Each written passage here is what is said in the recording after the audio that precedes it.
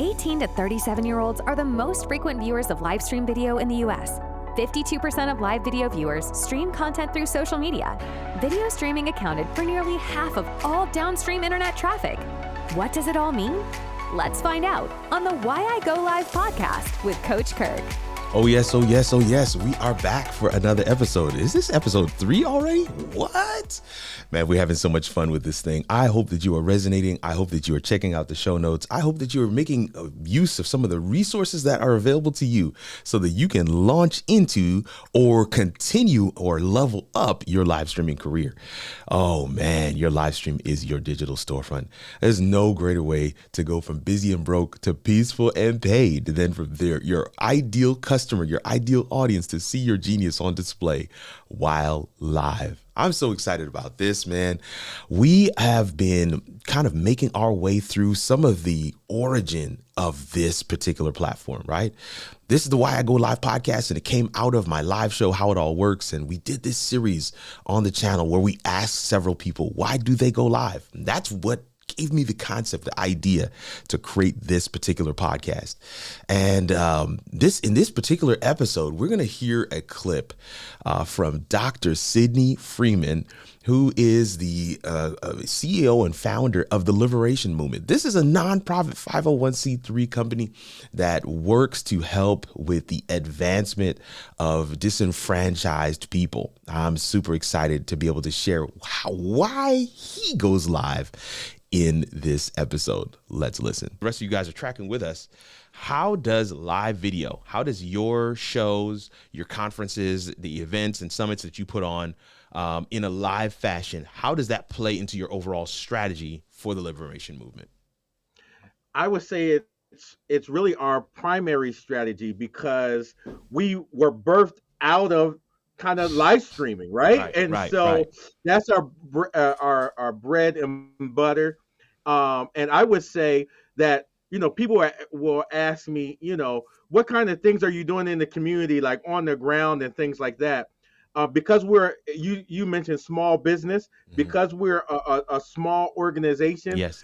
And to ensure that we don't spread ourselves too thin, what we've done is honed in on what we have expertise in. Yeah. And my wife and I are educators. Yeah, that's and correct. So we have expertise in education. And so what we're doing is using this online medium to get educational resources out to the people.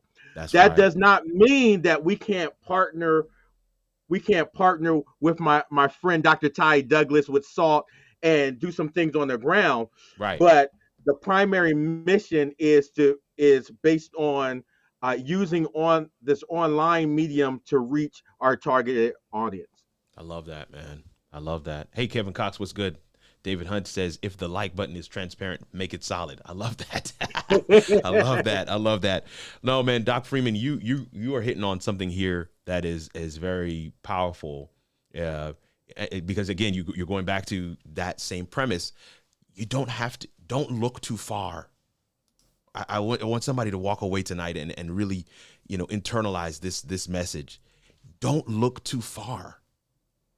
It's not a trick question. Okay, how do I make this practical? No, look inward. Look at your own experiences. I mean, that's what Doc Freeman just said a second ago. It's like him and his wife are educators. They decided, we're going to put together an educational program. This is what we do. This is the way we can give back. This is the way we can have impact. And I would like to see that educational program become an online course. Why? Because it's about scale, fam. The crux of the question, why I go live, I can impact more people live and with the replay and with the repurposed content like the podcast than I could ever impact if I just do one workshop. Like I could fly around the entire globe for 365 days and still not impact as many people as my 30 videos on YouTube. 30 of them. Okay, let's do 10 of them. Because even just 10 of them is going to have ridiculous, crazy impact. I mean, we already talked about some of it. And then, in fact, that is our next question. What has been the impact of your show for your organization. You talked about the Nun and these other folks. Talk to us about what that impact has been. Yeah, so one of the things that what we see is that our program has been able to be intergenerational, and so we're really proud of that. Whereas we're getting people, that are millennials, but we're also getting those that are in their 60s that are engaged with our content. We're very clear about our niche and where we're trying to aim.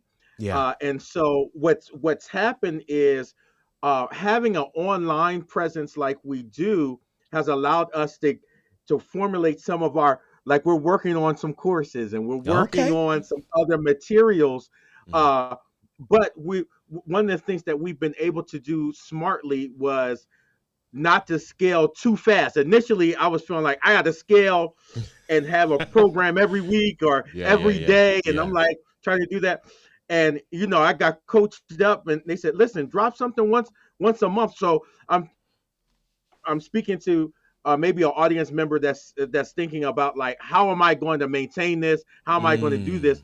Sat down with my team and said, "Listen, do one program once a month, and then over time you may grow it more. But right now, just take your time and grow." So I think we have a steady group of people that are with us and supporting our message, and I believe we're making an impact. That's dope.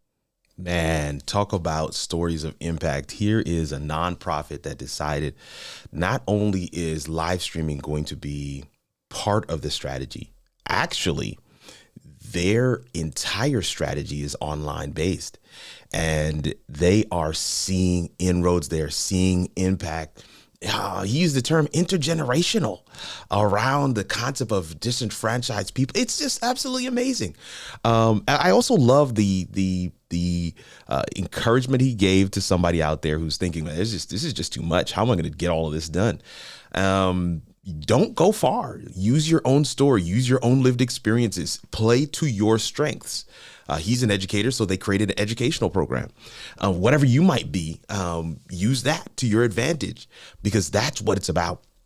He also talked about, keeping in mind, doing what's manageable, right? What you can realistically get done right now. And so whatever that looks like, man, listen, this is the Why I Go Live podcast, and you're hearing from people from varying different backgrounds and disciplines and vocations of why they go live. In this instance, we got a chance to listen to Dr. Sidney Freeman in this third episode of the podcast. We're so excited that you're with us and hanging out. There's something that was shared there that I don't want to miss. I want to double click on real quick before we close it out. And that is that you can have impact at scale with a live stream. You can have impact at scale with a live stream. Live streaming is at the top of the content pyramid, because you can get everything from a live stream, but you cannot get a live stream from any of those other individual pieces of content. You can't get a live stream from a podcast, but you can get a podcast from a live stream. You can't get a short or a reel you can't get a live stream from a short or a reel, but you can get a short or a reel from a live stream. You can't get a live stream from a quote, right, an audiogram, but you can get both of those from a live stream. Your live stream, man, let me tell you, it's the ultimate cheat code. Working with a Fortune 500 CEO who's transitioning out. He's already training his successor, and he wants to build his own brand. And he doesn't have a whole lot of time. So one of the cheat codes for him is, let's do a live. How many people show up to that live? 2 to 3, sometimes. A couple of the employees, maybe his executive assistant. But that's not the point of the live stream. The point of the live stream is for him to have a dedicated space where he's creating, for him to have a dedicated space where he's starting to build this other kingdom, because he's getting ready to make this transition. You may be at that stage in your career where you're saying, I'm getting ready to step off of this stage. I have a storied career with tons of experience. I get paid to speak at conferences in my industry and my niche. I am seen as an authority figure and an expert, but I don't really have a platform. I don't have my own headquarters on the web. Your live stream could be just that, where people get regular, consistent deposits from you and your experience, and they're able to consume it. They're able to share it with others, and it's able to spread those tentacles of reach and impact and influence across the globe. That's what live streaming can do. That's what live streaming can do. And so here on the Why I Go Live podcast, we want to end as usual by asking you the question, why don't you go live? It's your boy, Kirk Nugent, the Geek Speaker Preacher. Thankful for your time and attention today. We'll see you around these internet streets or in the next podcast episode. Later, fam. Why I Go Live, hosted by Coach Kirk, is a composition production. Real streamers, honest stories, and incredible impact. Add your voice to the conversation. Go to kirkrnugent.live/member to join the community. And let's figure out how it all works.